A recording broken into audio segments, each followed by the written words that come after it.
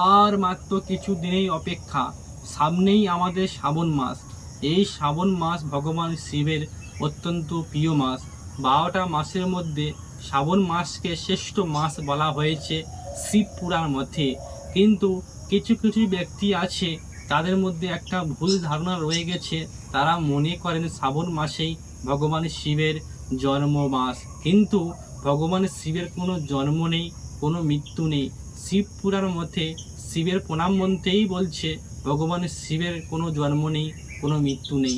ওম নমঃ শিবায় শান্তায় কারণতায় হেতবে নিবেদয়ামি চাত্মানং তঙ্গতে পরমেশ্বর।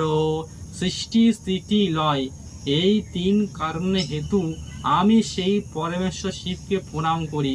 শিবের প্রণাম মন্ত্রেই বলছে ভগবান শিবের কোনো জন্ম নেই, কোনো মৃত্যু নেই।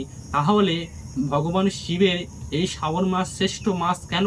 ভগবান শিবের এই শ্রাবণ মাস অত্যন্ত প্রিয় মাস কেন? আমরা আজকের ভিডিওর মাধ্যমে জেনে নেব। যখন সমুদ্র মন্থন হয়েছিল, তখন ভগবান শিব সেই বিষ কণ্ঠে ধারণ করেছিলেন এই শ্রাবণ মাসে।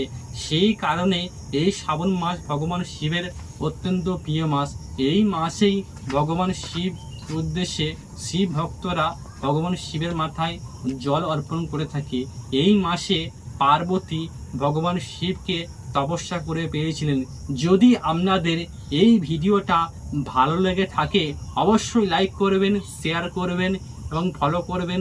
কমেন্টে অবশ্যই ওম নমো পার্বতী পতয়ে হর হর মহাদেব অবশ্যই কমেন্টে লিখবেন।